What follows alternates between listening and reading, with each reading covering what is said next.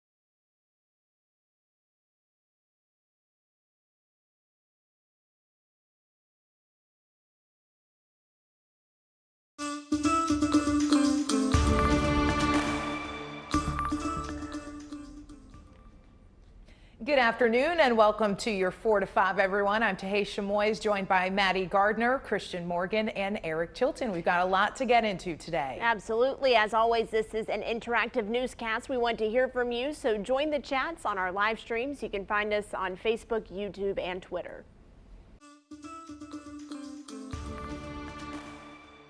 Safer at Home Phase 2.5 continues our state's dimmer switch approach to easing some restrictions. North Carolina is entering a new phase this Friday at 5 p.m. Dr. Mandy Cohen says key coronavirus metrics are stabilizing in our state. And it's for that reason that the governor is easing restrictions. So Governor Cooper's phase 2.5, it changes things for some businesses, but not all. Let's break it down for you. Playgrounds can reopen. Museums and aquariums can operate at 50% capacity. Some indoor entertainment venues, I'm talking skating rinks and bowling alleys, they can also open. Gyms and other indoor exercise facilities can open but need to operate at 30% capacity. Now up to 25 people are allowed to gather inside and 50 people outside.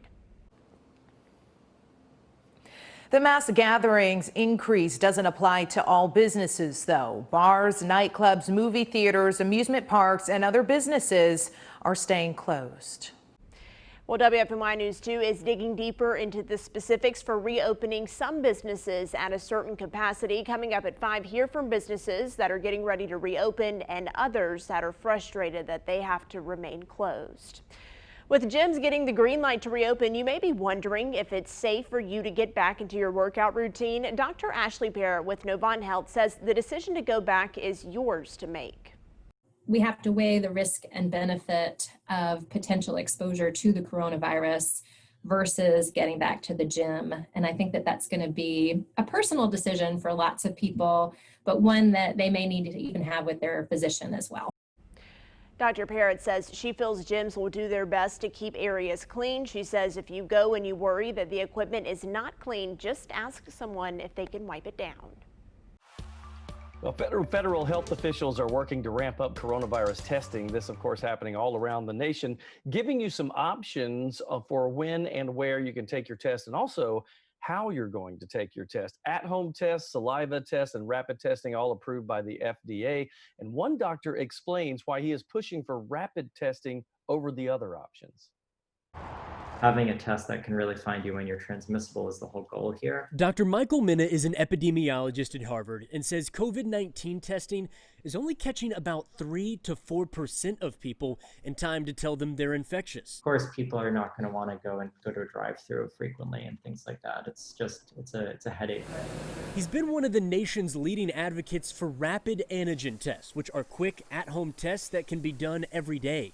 The U.S. government just bought 150 million newly approved tests from Abbott Labs that are just $5 and give results in 15 minutes like a pregnancy test. It's the first of many assays like this that are going to become available to the public. Right now, we're doing about 800,000 tests a day. Minna says that should be 50 to 100 million. The plan is for students or healthcare workers to use the new tests each day. And if you can stop one transmission chain from starting from a source, then maybe downstream you prevent hundreds of potential downstream cases.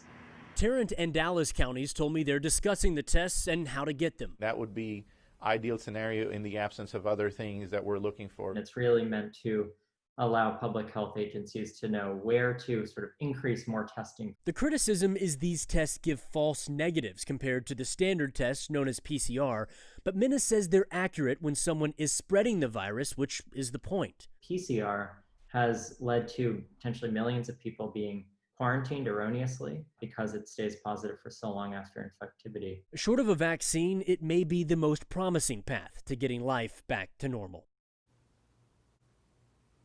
A Rockingham County testing location site is changing location. So if you need to get a test in Rockingham County, listen to this. The testing site on South Main Street closed today. It's moving to Annie Penn Hospital. So it reopens tomorrow morning at 8.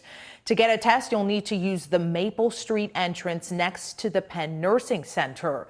Tests are available Tuesday through Friday from 8 a.m. to 4 p.m. You don't need a doctor's referral or an appointment, and we're told results should be back within 3 days. President Trump was in Wilmington, North Carolina today, commemorating the 75th anniversary of the end of World War II. Now, he was meeting with veterans, also touring the battleship, the USS North Carolina. The president also declared Wilmington as the first World War II heritage city. Tomorrow, Vice President Mike Pence is making his way to North Carolina. The vice president is traveling to Raleigh. He's expected to tour Gateway Women's Care, that's a women's health clinic, and participate in a roundtable discussion. Afterwards, he'll sit down with church members at Christ Baptist Church discussing the president's stance on pro-life. Finally, Vice President Pence will accept the endorsement of the Southern States Police Benevolent Association. Let's jump in now to your 4 to 5 roundup. Tuscaloosa city leaders are considering aid for bars that have been forced to close down because of the pandemic. Bar owners say the city order that forced them to close for 2 weeks after students returned to the University of Alabama hurt them. The city is now offering $400,000 for small business relief. That plan was approved last night, and the city council will vote on it on September 15th. The Jackie Robinson biopic 42 is returning to theaters as a tribute to Chadwick Boseman. Boseman starred as Robinson in the 2013 film. AMC Theaters is partnering with Warner Brothers for the re-release starting tomorrow. The theater took a poll and asked people which Boseman film they'd like to see make a return. The second most popular option was 21 Bridges. Boseman died on Friday after a 4-year battle with colon cancer. Target's car seat trade-in event is coming back this month. This means customers can go trade in old car seats for a 20% off Target coupon. That coupon is good for a new seat, a stroller, or another baby item. All car seats are being accepted, and that includes ones that are expired or even damaged. All you have to do is take the seat to Target and place it in a designated box, then use the Target app to scan a code on that box and get a coupon. The trade-in is happening from September 13th through the 26th. And Triad Goodwill is partnering with United Way of Greater Greensboro for a young adult job prep workshop. The goal is to help teenagers and young adults who are looking for work during the pandemic. That virtual workshop is happening on the 15th at 4 p.m. Anyone 16 to 24 years old can enroll. They will learn how to highlight their skills and experience, polish up resumes, and learn what resumes to use in the hour-long event.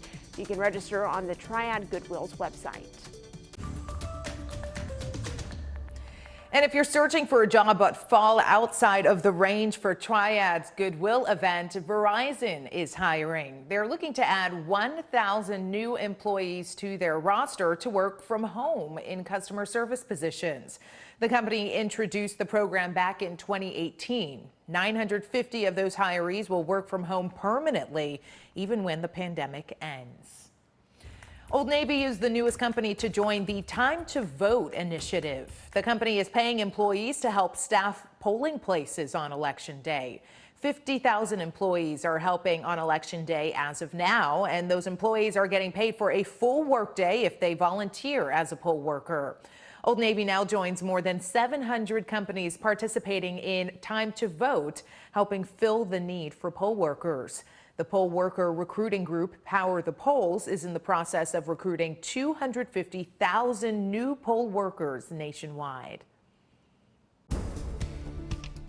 I'll tell you what, it's not a bad looking day across the Triad weather-wise. Just a few of those cumulus clouds starting to pop up, but it sure feels ugly, ugly, ugly. It's hot and it's muggy. It's in the upper 80s, but once you factor in the dew points and the humidity, it's feeling like it's in the mid and upper 90s, even close to 100 degrees in some locations. And this is just about as muggy as it gets. Dew points in the mid and upper 70s all across the board, but most of us are dry this afternoon. A couple showers and storms starting to pop up back to the west and in the foothills, but no problems for us in the Triad. We'll keep our eyes on the radar as we head throughout the rest of the evening. I don't expect too much action, though. Tonight, partly cloudy skies will drop down into the lower 70s for overnight lows. Your Thursday, I'm pretty much going to repeat today. It'll be hot, it'll be muggy, a mix of sun and clouds, and just a very low chance of getting a stray shower or a storm. Now, coming up, we'll dive into your full 7-day forecast and a possible treat that I'm looking at on the way for your labor.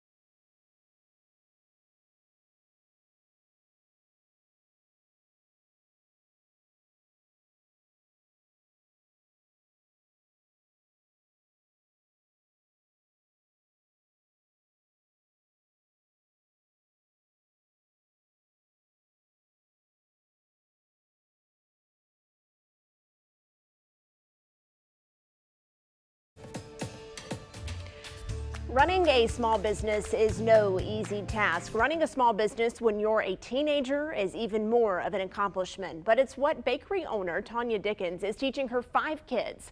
She opened her shop in Greensboro in 2017, and since then her kids have branched out and started their own baking careers. It's more than a sweet life at Savor the Moment Bakery in Greensboro. It's a family affair. So it's actually like a 3-generation business. So My mom's in the back. She's our head baker. Tanya Dickens opened the storefront nearly 3 years ago. Since then, her 15-year-old daughter Jasmine has perfected cookies and French macarons, and her 13-year-old son Austin took off running with bread, bagels, and now cinnamon rolls. She was like, "Awesome, why don't you try bagels? It's something you might be good at." And then automatically I started trying it. It was not like Jasmine. She had 8 tries she got it right. I had so many messed up batches. And after you get the hang of it and you start working with the yeast, you research more about it, you learn how to work with it, and then finally how your bagels will come in. Like baking, running a business takes perseverance, something that's come in handy over the past few months. And I think also having a family business helped too, because we already had a staff that was built in. So with all the fear of like having outside people coming in, we felt pretty secure because we all live together, right? Family is baking this business a success, and Tanya hopes that the lessons learned will stay fresh in her kids' minds for years to come. It's a great foundation to have. The confidence that you have, that you can always create an opportunity for yourself, is what I really want to instill in them. And I've told all of my kids, even if you don't do baking, what you're learning now, the principles and just the foundation of what you're getting now is going to benefit you, whatever you decide to do. Pretty cool. All right, so you heard about Jasmine's cookies, Austin's bread, and their grandmother being the head baker at their mom's bakery. Their middle sister heads up customer service and IT for the shop. She even changed up the website to make online ordering possible during this pandemic. So now, guys, you can find them on Grubhub and DoorDash and order on the website. They've really changed their business model, and the kids are watching all of this happen and learning about how to be entrepreneurs. So you mean to tell me I could place an order right now and maybe have it before the end of the show? Is that what you're saying, Maddie? Can you get 2 cinnamon rolls? I'm going to look them up in the break, for real.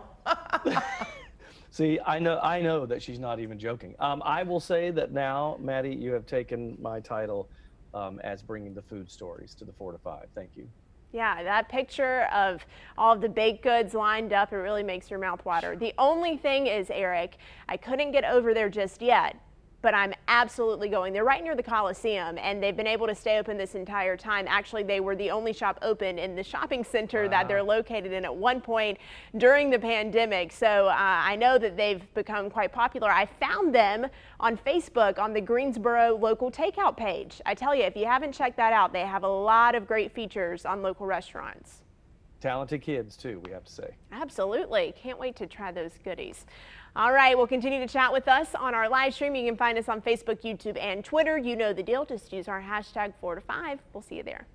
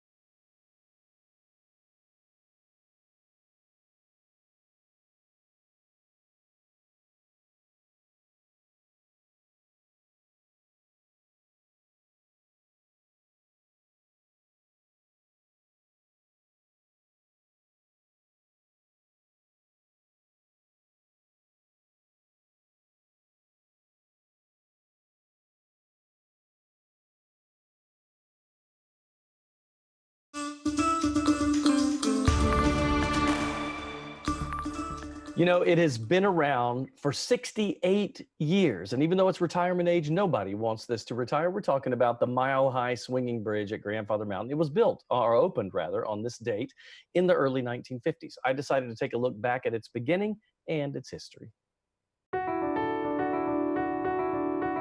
It is something that North Carolinians absolutely love. We're talking about the Mile High Swinging Bridge. I read an article in Our State recently that talked about the beginnings of this structure. In 1952, it opened. Hugh Morton, who owned Grandfather Mountain at the time, it was his brainchild, a 228-foot bridge suspended over an 80-foot chasm. It is beautiful. Now, those of you in the Triad, get this, a Greensboro architect named Charles Hartman Jr. designed this. It cost $15,000 back in 1952, and it was made by the Truett Manufacturing Company, also of Greensboro. Lots of Triad ties there. Morton's 90-year-old grandmother, by the way, she was the first to cross the bridge to see this dream come true for Hugh Morton. Over the years, celebrities have gone across this bridge, including the likes of Johnny Cash and even Tom Hanks. Today, Hugh Morton, who passed away several years back, would be proud because nearly 250,000 people go to this bridge every single year. North Carolinians, myself included, will always love our bragging rights to America's highest suspension footbridge. The Mile High Bridge, happy birthday from 1952 to today.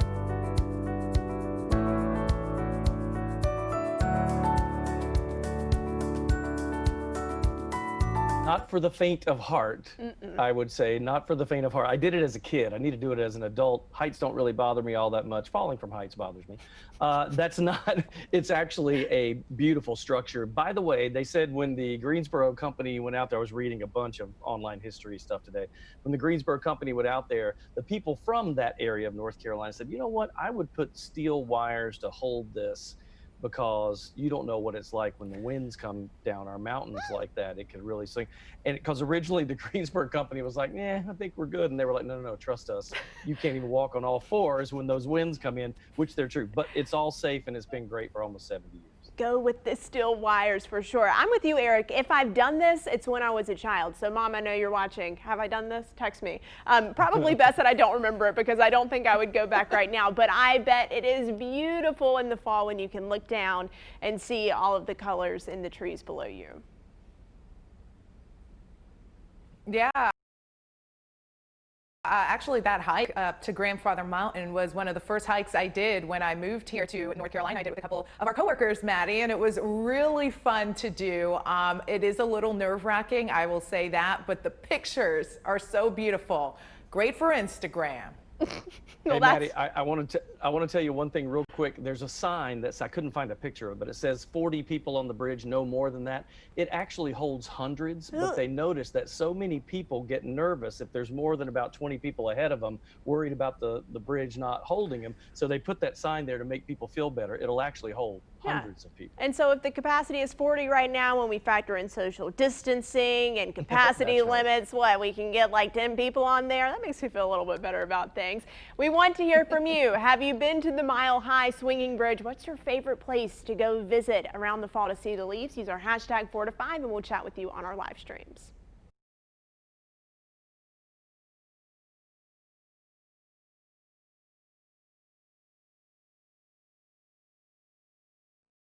All right, mic check 1 2 3 4. Mic check for the 5. Mic check.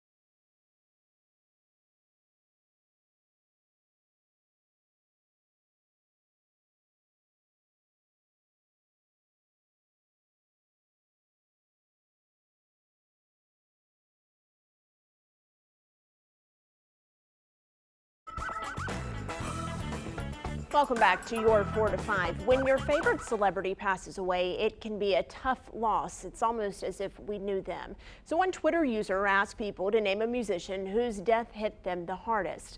Our digital guru, Brian Bennett, joins us on the 4 to 5 this afternoon. So, Brian, I first am interested to know your answer to this question because I know you were so involved in the music community.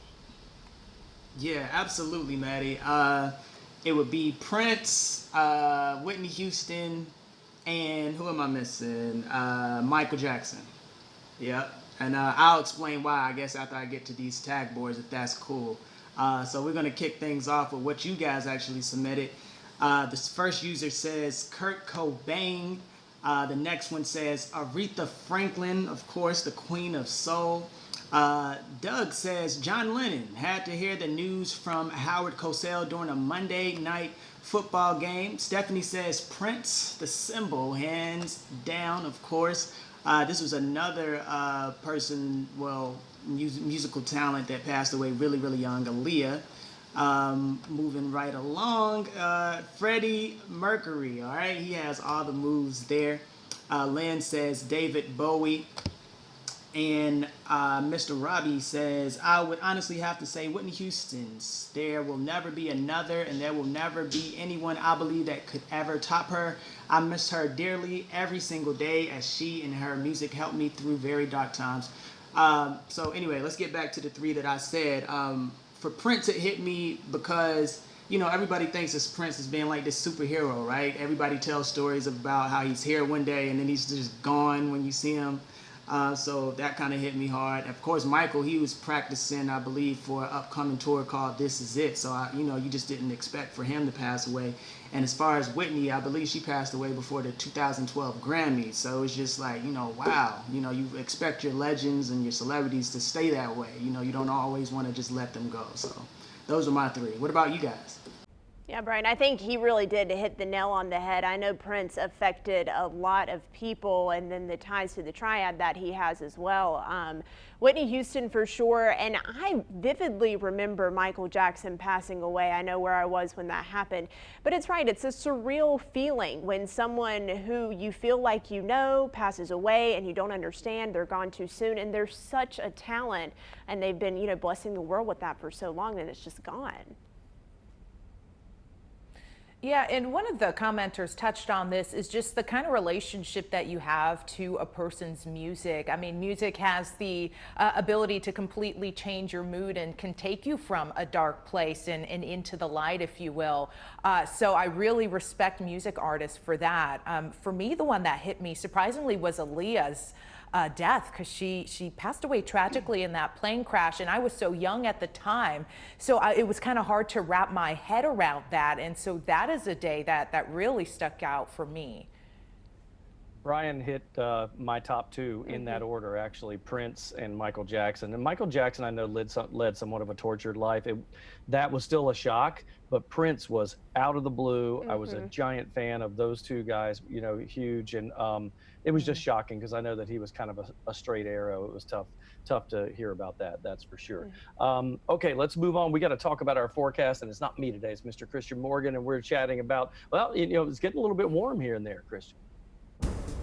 Yeah, I'll tell you what, guys, it might look nice and might look dry, but it is sure ugly feeling outside. Temperatures in the upper 80s and in the lower 90s, but once you factor in that humidity, it feels like it's in the upper 90s, or even close to 100 in some places like Lexington and Asheboro and Burlington. But things are pretty dry on the radar. A couple little showers and storms popping up to our north and to our northwest in the foothill and mountain communities. I think most of us will stay dry tonight. That high pressure continues to push in the heat and the humidity for the next couple of days, but a little bit cooler, slightly less humid heading into your Labor Day weekend.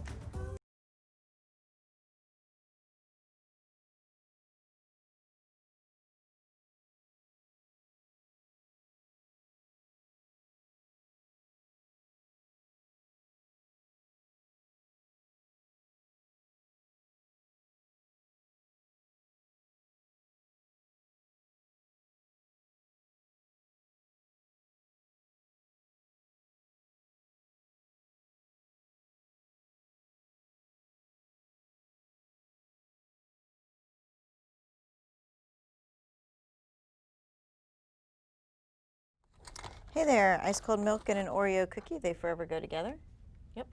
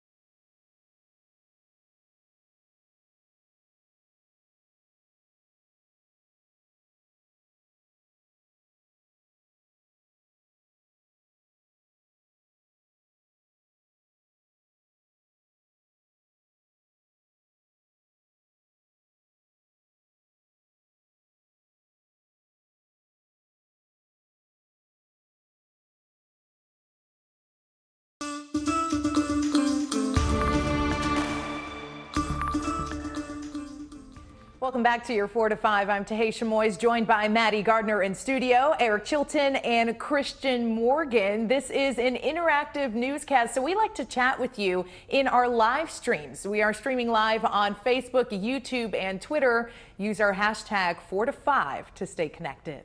And we'll go ahead and begin with your 4 to 5 roundup. The 2020 Dukes Mayo Classic game is moving from the Queen City to the Triad.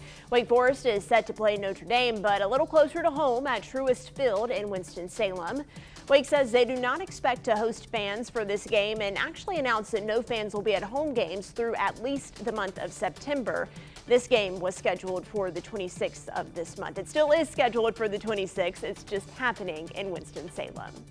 The NFL is adding the phrase "end racism" to end zones this season, according to Commissioner Roger Goodell. In a statement, Goodell says the league stands with the black community, players, clubs, and fans who are fighting to end systematic racism. The NFL's Executive Vice President Troy Vincent adds that players also have the right to boycott Week 1 of the season in protest. Tyler Perry is the face of Forbes magazine for his billion-dollar empire. The magazine featured Perry not only for creating his own content, but also for Tyler Perry Studios, where big movie titles like Bad Boys for Life were filmed. Perry actually started his career when he was homeless, but he's since built success with movies, plays, and TV shows that have all generated more than $2 billion in revenue to date. And Krispy Kreme has a sweet treat for pumpkin spice lovers. This month you can get pumpkin spice donuts and you have plenty of options to choose from. On top of the usual Krispy Kreme flavors, they are also adding pumpkin spice cinnamon roll to the mix. Delicious. Well, despite the pandemic, Mayberry Days is still happening this year in Mount Airy. The Surrey Arts Council says they're going to emphasize safe practices like the 3 W's that we've been hearing about. Masks will also be required at the annual event that takes visitors back to simpler times and honors Mount Airy's ties to the Andy Griffith Show. It is not clear if the parade will happen this year, but we're told the trivia contest, the pie eating contest, paint classes, and tours will all go on. Mayberry Days is scheduled for September 21st through the 27th. And Greensboro is about to get a little bit more colorful. A new mural is going up at the corner of South Elm Street and Martin Luther King Jr. Drive downtown. It's a colorful representation of Greensboro's history and features the Greensboro Four, Carolina Theater, and Greensboro Grasshoppers.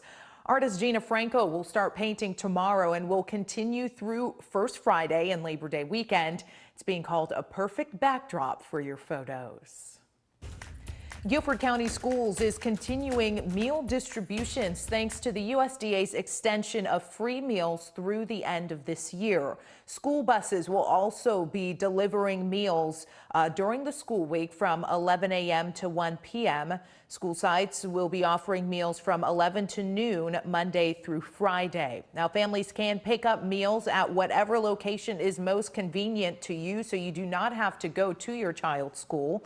WFMY News 2's Jess Winters will go into further detail about this extended waiver and how it helps the community on WFMY News 2 at 5.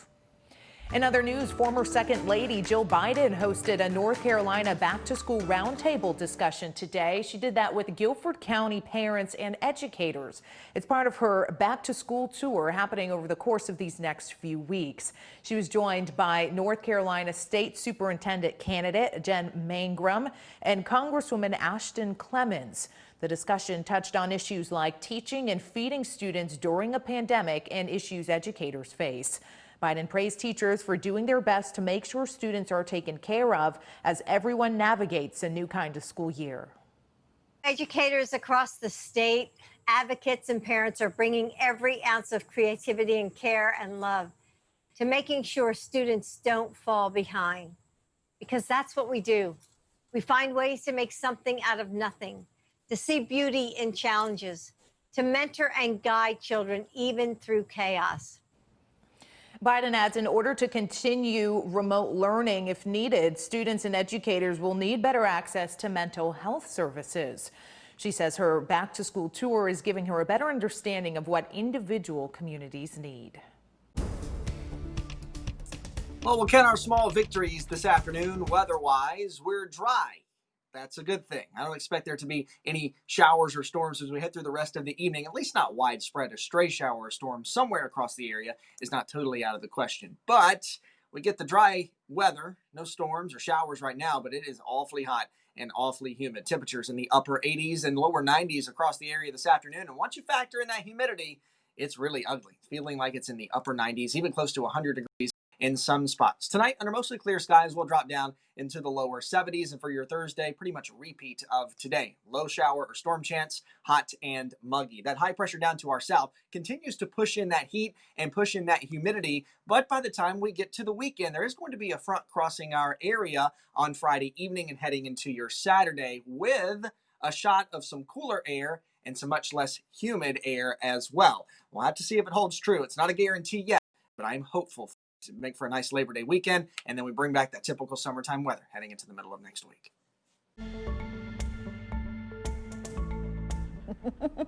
This was my genuine reaction when I saw this graphic. Yeah. Tanya, what is this? That's crazy. I know. The process to request an absentee ballot, it looks cumbersome and time consuming.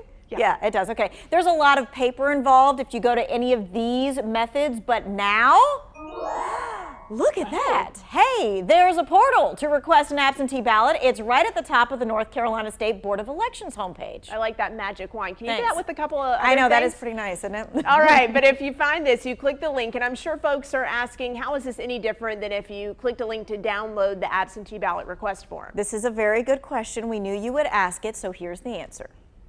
It's easier because you don't have to deal with paper in your hand. You don't have to print anything out. You don't have to get a stamp, mail something.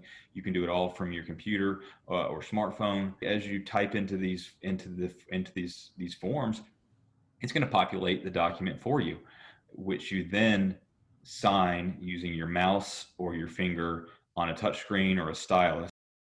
So the portal will ask you for identifying information to make sure that the information given actually matches up with a voter they have in the database. That's the checks and balances. The information is what is required to request a ballot, whether it's online or by mail. You'll be asked for your name and your birthday, your address, your driver's license number, and or the last 4 digits of your social security number. Now, once your request is finished, the ballot will be mailed to you. The portal, though, cuts down on the time, the paper, and possibly postage if you try to do all all of that by mail. You can find a link to the portal right now in the 2 Wants to Know section. We made it easy for you. Just look for the story. You see those cute little eyes there. All right, 2 Wants to Know is making sure you know the resources that are out there for you. Today we have experts from 211 and the new cyber crime line. You can ask your questions to them. So here's how you do it. You text them 336-379-5775. Everything from 211 is like, how do I get help with rent or utilities? Or who do you think I need to call if I have been a victim of a cyber crime? Or maybe you're an identity theft victim. What do you do? How do you recover? Our experts have the answers.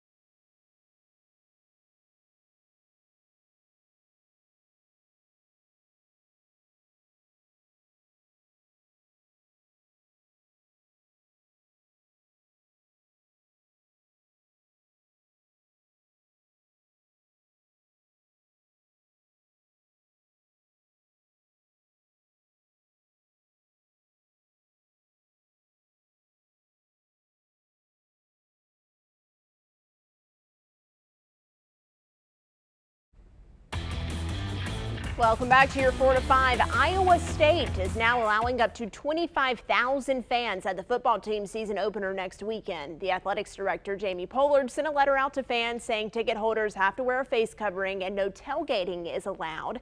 Fans were also asked to respect other people's desire to keep their social distance. Now, according to President Donald Trump's newest pandemic advisor, Dr. Scott Atlas, university stadiums can safely host fans while still promoting social distancing. So I asked you your opinion on Facebook. I said, what should colleges do about fans in stadiums? And as usual, responses were all over the place. We got a little bit of everything here for you. Let's start out with Lynn. Lynn says they're probably not into lawsuits, so I'm pretty sure the stands will be mostly empty. Charlie Parton says, let free people decide for themselves what they would like to do with their time. If you're worried about some mysterious virus that affects less than 0.04% of the population, then stay home. If not, go to the games. Kevin Pack says, play ball, attend games, and open our country back up. Leah says, if people want to go, let them go. We can't continue to live in fear forever. If people don't feel comfortable going out, they can stay home. Peggy says, have a lottery draw for X amount of tickets according to space. First pay, first serve, no favors. Spencer was being a jokester today because I said, what are you going to do about fans in stadiums? He said, instead of people, it'd be a lot cooler. Fans, get it? Took me a minute. It took me it took me a little bit longer than it should have. But he's being cheeky, and I appreciate that. Yes. Yeah, you asked me the other day, would I go to something like that? 25,000 people, no. I think really just with this pandemic right now, just being in large crowds, I'm just kind of not into it. I've become a little bit of a germaphobe here over the last few months. So I think it's going to take me a while to be comfortable being in such a large setting again. Yeah, I think that's completely normal. I have to agree with you, Taysha, on this one. I am not going to do this. I love my Tar Heel football. I know they're not having fans right now. You know, I love going to games and being able to watch football happen. Not this year. It's just not for me. The only issue I have with this, and I'm hesitant to say it, I think that people can be safe in stadiums. I think they can social distance. I think if people are smart and they wear their masks, they can do this in a safe way. When people say, if you're scared of it, don't go, stay home, that's really not an option, because if people go to the stadiums, if they do get sick, heaven forbid, they go back to work, they give it to someone else, even if I made the decision to stay home but someone else went and got sick, I'm still at risk. And that's why these large events can be dangerous when we're in a pandemic situation like this, because it's a giant group project. We all have to work together. It's very true. It's very true. We all have, everybody has their own opinion on this. All right. Speaking of football, you know, if you've watched this show for any length of time, that I love to play the role of a game show host every now and then. It's a lifelong dream of mine. So here is my latest lightning round with our own Teran Kirksey. The topic, football trivia from the state of North Carolina. Take a look. All right, T. Kirk, thanks for doing this. We appreciate it. I'm going to test your knowledge. We're going to start right now. North Carolina's first intercollegiate football game took place in 1888. Wake Forest played this school, which would eventually become Duke University. Was it Trinity College, Peace Institute, or the Durham Technical Institute? Durham Technical Institute? No, that would be Trinity College originally. And then Duke later. All right, number two. December 27th, 1892 was the first recorded football game in North Carolina between African-American colleges. It was Biddle University and Livingstone. Livingstone was in what city? Statesville, Salisbury, or Greensboro? Statesville? Salisbury. I told you that.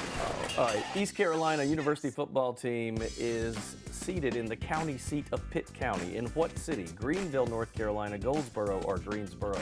Oh, I know this one, Greenville. Nice. Woo! Got one. One. All right. This is a crazy one. Campbell University in Bowie's Creek. They have an uncommon team nickname. Is it the Pounding Possums, the Rambunctious Raccoons, or the Fighting Camels? Fighting Camels. Yeah, two. He's got two. Located in Greensboro. Now, if you don't get this, A&T State University's football team's mascot is Aggie the Bulldog. What conference does the Wolfpack currently play in? Southern, Southeastern, Atlantic Coast? Atlantic Coast. App State kicked off their 2007 season by beating a perennial powerhouse in the Big Ten. I do know this one, Michigan. That was huge. That was huge for them. In Cullowhee, Western North Carolina University football team resides there. What are their colors? Green and white, purple and gold, or red and black? Okay, is it the purple one? Nice job, my friend. You end with that. That actually, really nice job on that one. T. Kirk, for somebody not from the state, that's a successful victory. We'll have to see how Buckley does on this. So 6 out of 9, Teran's final score, in case you were keeping. We didn't show you all the questions there. You can see that trivia, the entire quiz for yourself. It's in the latest edition of Our State Magazine. We're coming right back.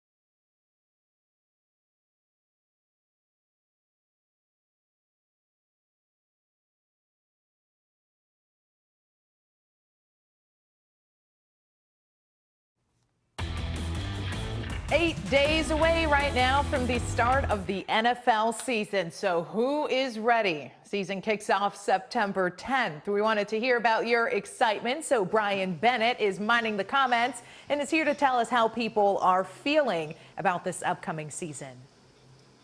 Yeah, Tahisha, you know how it usually goes, right? Some people are excited. Some people is like, I'm not watching it all right? So we're going to kick it off with Desiree.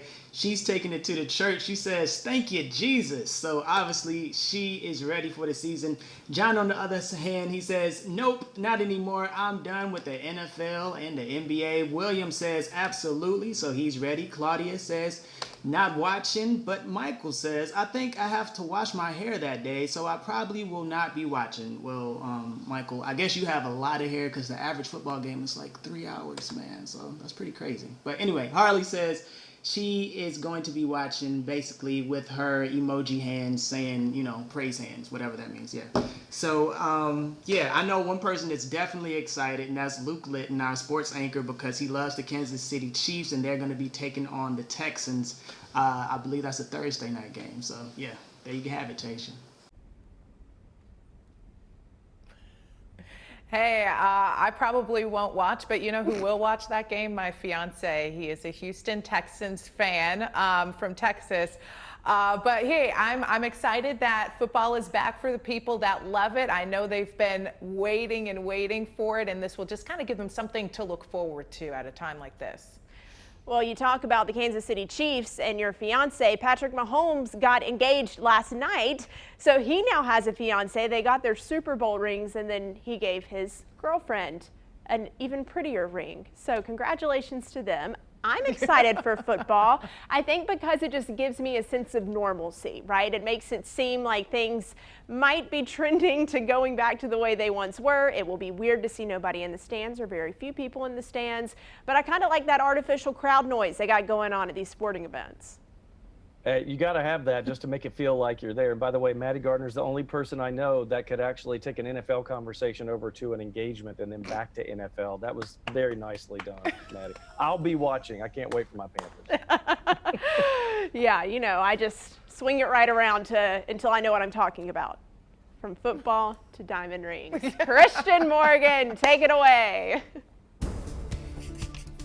Well, thankfully, dry. That's our one small victory weather-wise. Today, I don't expect any showers or storms. At least I don't expect very many as we head through the rest of the evening and the overnight hours. A stray shower or storm, not totally out of the question, though. But this is the big deal today, the heat and the humidity. It's in the upper 80s and lower 90s across the area, but it feels like it's in the upper 90s, even close to 100 degrees in some locations like Lexington, Asheboro, Siler City, and Burlington, because the humidity is just so thick. And it's going to stay that way for the next few days. Tonight, mostly clear skies, lower 70s for your overnight lows. Your Thursday, pretty much a repeat of today. In the lower 90s, it'll be hot and muggy again. But by the time we get to Friday, you see this cold front back out to the Midwest. There's some high pressure. It's cooler and drier high pressure that will be approaching. And it's not 100% locked yet. But I'm hopeful for some lower humidity and some cooler temperatures heading into your Labor Day weekend. And then it kind of gets to that return to that typical summertime weather by the middle of next week.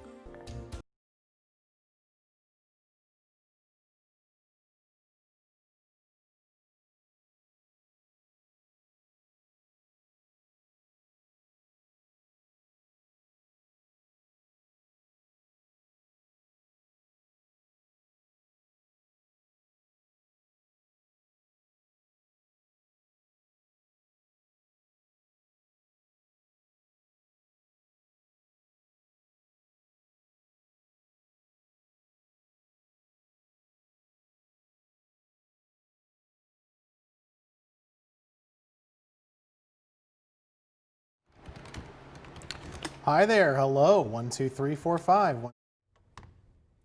Hi there, Alabama, Alaska, Arizona, Arkansas,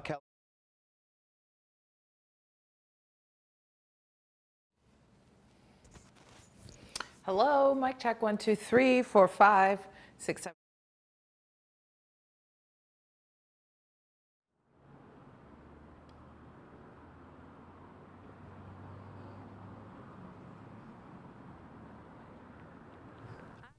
Here live. Oh, sorry. I'm here outside of. Because we're. Oh. Hello? Oh, okay, sorry, you can't see me just because we had to move quickly to let someone out of a parking spot, but we will be back in front of the camera right now. Okay, bye.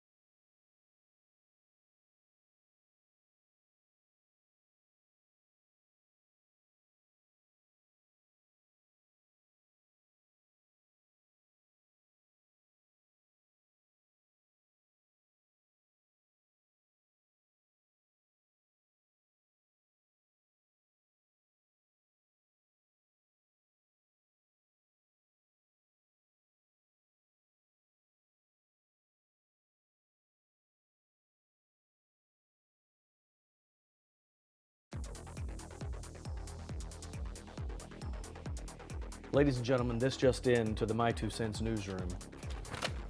It is National Blueberry Popsicle Day. So we know these national days of the year, right? Every day is the national something day. Some I can get on board with, some are silly. Blueberry popsicles, not bad. It did make me Google and find out that popsicles were discovered by mistake in the 1905-03 time frame when somebody left out some syrupy drink with a stick in it overnight and it froze. Okay, I learned something. But a lot of them are ridiculous. By the way, tomorrow is National Skyscraper Day and National Beard Day. So if you have a beard, go visit a skyscraper. In other news, September is Read a New Book Month. Not bad. It's also Sepsis Awareness Month. I am fully aware of sepsis. I don't dwell on it. March 18th is Awkward Moments Day. Lots of those, right? Not just March 18th. June the 4th is National Leave Work Early Day. Now you're talking. Now you got me. June 21st, National Selfie Day. No, no, no.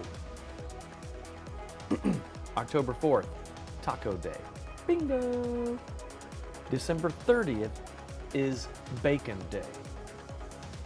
Every day is Bacon Day. Anyway, there's a national day of something every single day. Check it out, pick the ones you like, and the other ones, just laugh at others. But you do have to check out the hashtags because they're kind of fun. But that's just my 2 cents. And that's your 4 to 5. WFMY News 2 at 5 starts right now.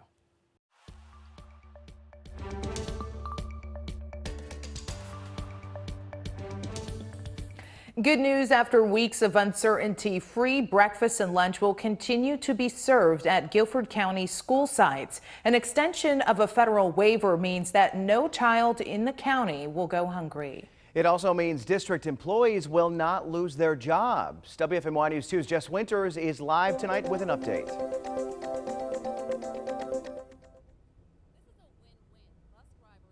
Nutrition staff get to keep their livelihoods, and thousands of families in need, they get to put guaranteed food on the table every single weekday. This is all because of the extension of a federal waiver from the U.S. Department of Agriculture. That was on Monday. School districts across the country, not just in the Triad, feared they would have to end the free meal distribution that's been going on since schools abruptly closed in the spring due to the pandemic.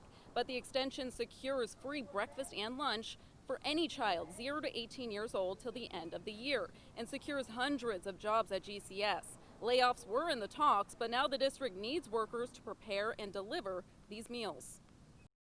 We were really concerned that we were going to very quickly have to make a decision based on what participation would have looked like to lay off as many as 500 of our school nutrition staff. As far as bus drivers are concerned, we still are using bus drivers to deliver meals to our mobile sites. So that's helping keep our bus drivers employed as well. This isn't just for students, this is for any child 0 to 18 years old, and there are plenty of sites you can choose from. It's at every single GCS school, plus they have mobile sites, so about 180 sites in general where your kid can get a free meal. Jess, thank you. A big advocate of Democratic candidate Joe Biden nominee campaigned in Greensboro today. His wife, Dr. Jill Biden, held a virtual roundtable with Greensboro city and school leaders on reopening classrooms. She also talked about the plan her husband has for schools.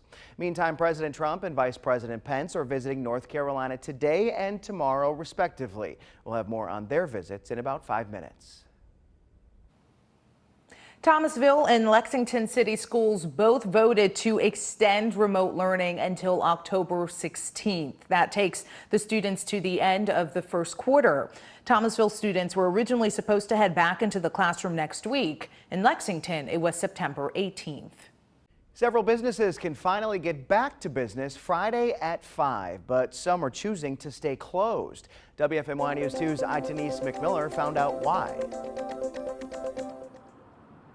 Well, while Red Cinema's movie theater has to stay closed, Greensboro Yoga Studio can finally reopen its doors, but they're deciding not to open for financial reasons.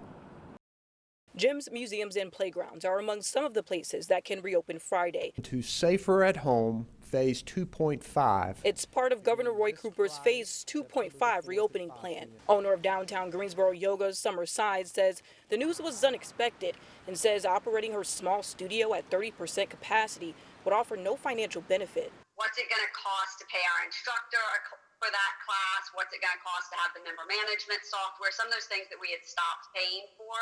Like, well, if we're only making a small amount, we're going to kind of do our own phased-in approach. Side says they'll offer a new virtual studio next week and private sessions for the time being. While Sides is taking things slow, Marty Cotis was hoping for any